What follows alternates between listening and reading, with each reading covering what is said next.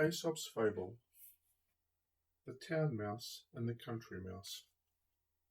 Once upon a time, an honest, sensible country mouse invited his good friend, who lived in the nearby town, to pay him a visit.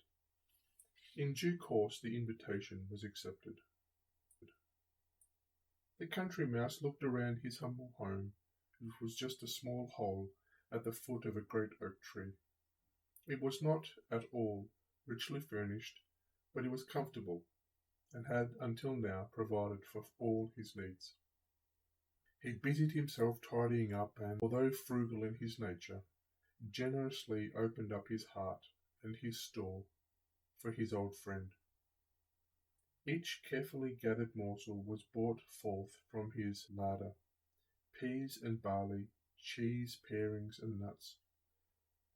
All the food he had was piled high to await the arrival of his guest. The country mouse hoped there would be enough to satisfy his friend, whose manners he suspected would be dainty.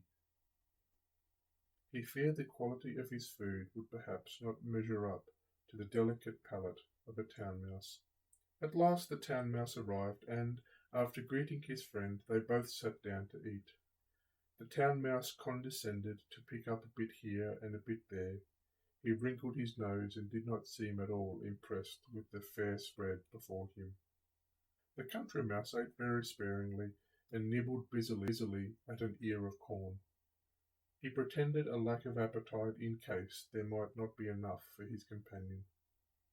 At length the town mouse sat back and pushed the simple scraps of food disdainfully away from him. "My dear friend," he began, "let me speak frankly with you. How is it that you can endure the dullness of this plain and simple life?" He paused, and the country mouse's ears dropped just a little. "How can you bear," continued the town mouse, casting his eye around the small dark hole where they sat, "to live in such a place as this? You can't really prefer these damp woods to busy streets filled with carriages of people. Is it not the conversation of men more fitting to the ear than the chirping of birds?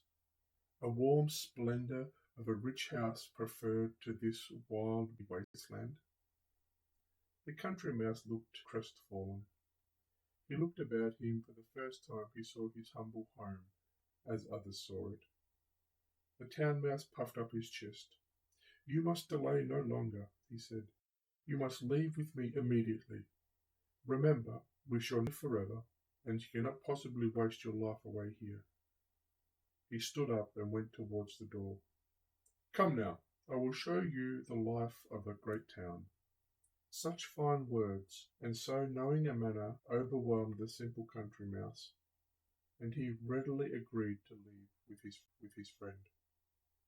Together they set out for the town, awaiting when they reached the outskirts. Then, when nightfall closed over the land, they sneaked into the city.